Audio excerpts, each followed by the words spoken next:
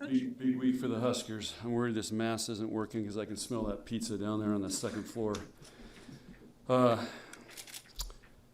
We survived the weekend. We got better as the weekend went on. We're starting to look like a volleyball team, and you're starting to get in a rhythm. So that's good. You know, a lot of that starts with Nicklin, and thought she just got better Saturday as the day went on. Creighton, I don't know what they're ranked this week, but I'd vote them second. So they've had the most impressive preseason up to this point of anybody besides Texas. So we got our hands full. It'll be a great challenge. I'm sure there'll be a great crowd up there tonight.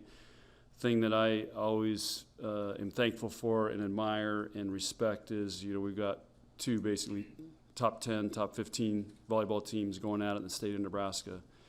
And then you throw in Nebraska-Omaha, who had a phenomenal weekend, even though they were 1-2. But man, they played great volleyball. They took 2 teams to 5, including us, and then beat Georgia. So what a great weekend for them. Just makes me proud to be a part of Nebraska volleyball in this state, from YMCA all the way up to the Division I colleges. Now, I think the other thing is Utah Saturday, and we've had some great matches with them. They have a great player. Danny Drews is worth the price of admission. Questions? Have you got to see much of Creighton? Like, what stands out about them? They're just very balanced. They play good volleyball like they always do. They're very balanced attacking. You know, the freshman setters is doing a really nice job. You know, so I mean, they played great. I mean, the Kentucky match wasn't even close.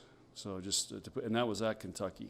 So like I said, it's going to be a great challenge for us. Done out of all the things you try to accomplish in a season, you know, win a Big Ten championship, win a national championship. How do you value the Creighton game and trying to beat them? Well, originally when we played Creighton, it was just to try to help their program, and now it's become great matches. I mean, 2018 we had a 5-gamer. 2019, I think here we went 4 really close games. So this has become, I mean, like I said, it's a celebration of volleyball. A lot of in-state players, 2 great teams going at it. I mean, Creighton's been very close to getting the Final Four. I mean, I think it was, again, I can't remember what years, but I mean, they were right there against Minnesota a couple times, and so it just shows you the level of volleyball in the state, and Kirsten's done a great job of building that program, and you know, they're a national contender. Are you pleased with where the team is developmentally wise, but for this point of the season? No. What are you actually that we're actually even a little behind the curve, or we're? I feel like we've just started getting a little bit of a rhythm on how we want to play. We're still trying to figure out who goes where. Nicklin's, you know, basically 10 days behind. So I combine all those things. I mean, we have a really high upside when we figure it out. So I know that, and so that's why I'm not happy or satisfied right now, because I know what our upside is, and we haven't done that over a long period of time yet. We've done it in bursts, but not for a long match like we'll have to do Wednesday night and Saturday. You've done that. You've done some speaking events with Kirsten. Did an NET show last year. What is there anything you respect about how she approaches that Creighton job and how her teams play? Well, I think they're always really well coached. I think she maximizes her players really well. What they're good at, like. Marissa Wilkinson, I mean, they played her, kind of moved her all over the place, found ways to make her successful. So I think she's really creative. You know, they serve, block, and defense, which is great, and which, you know, I think is, you know, how you win matches, and you know, they compete. There's always a lot of red at the Nebraska Creighton games. How important it is for Husker fans to get really involved on Wednesday? Well, I don't know what the crowd numbers are or anything, but we got 8,000 people that want to see us play that don't get to see us play in Devaney, so there's probably 8,000 going up there. And then one of the reasons we go up there is that our fans in Omaha or Council Bluffs or Western Iowa, they get a chance to come see us play. It's also an opportunity for a lot of young girls and high school players to come and see us play, because obviously the CHI up there seats a lot more people. So it's a great atmosphere. I mean, last time we played there, I think it was 14,000, and it was great. So it's great. Again, it's a celebration for these volleyball programs to be able to play in front of that on a national stage on Fox TV. What's the value for your young players getting able to play in an arena like that, considering what you might face in the postseason? It's great. That's why we're doing it. So we gotta get used to that, and then next week we're going to Stanford. So we got to put them in those situations so they learn how to manage. What's the biggest challenge? It's just communication when there's so many people involved and the noise level is a little higher than what you're used to at Devaney. Yeah, I think it's just more staying in the moment. It's a bigger arena. You got the big screen up there, so there's just a few more distractions. They sell beer there. I'm always looking up there, wondering who's up at the beer garden. Like if Tommy Chattel is up there, or is he really watching the match?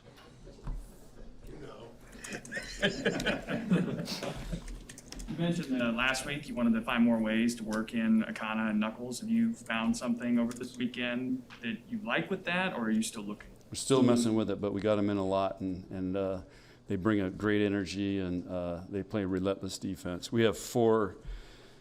If you look at Nicklin, Roddy, and those 2, those are 4 elite defensive players. Elite. How has Kinsey kind of handled the adjustment of being the libero, being on the court almost every rotation, to kind of downsize that role? How do you think she's handled it? I think she's handling it great. I've never seen her play so free and be so happy and enjoying it. And she loves to hit, and we're still developing that. So I think she loves it. Did you have to talk to her about kind of change expectations or the role change? The conversation was, you're competing for libero, and if you don't get that, you're going to compete to play back row if you're one of our best passers, defenders, and servers, because that's how we build it. And so either way, this is how you can get on the court. Speaking in general, what's the biggest positive you've seen out of the freshmen so far, and where's the area you want them to grow the most still? Want to be more consistent. They do really good things, but they've got to be consistent. Night after night, day after day in practice. And it's always a struggle with freshmen. I was looking back through my old practice notes a couple years ago, and same thing. I go through there and, good practice, but freshmen struggled, So they've got to learn how to grind every day.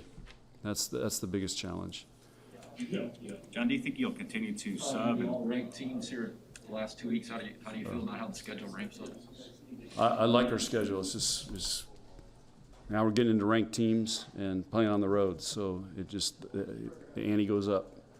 So we got to use that to take our level up and bring out the best in us.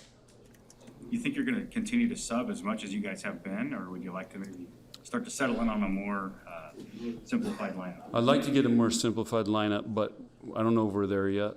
You're still, and that's what preseason's for. But by the Big Ten, we got to be in a pretty consistent lineup. How do you keep it all straight? It seems like you guys are bringing somebody in almost every rotation. Whiteboard. Write it out on the whiteboard. All right? Coach, Yeah. how does a matchup like this make a statement to possibly bring the NCAA tournament, to Omaha?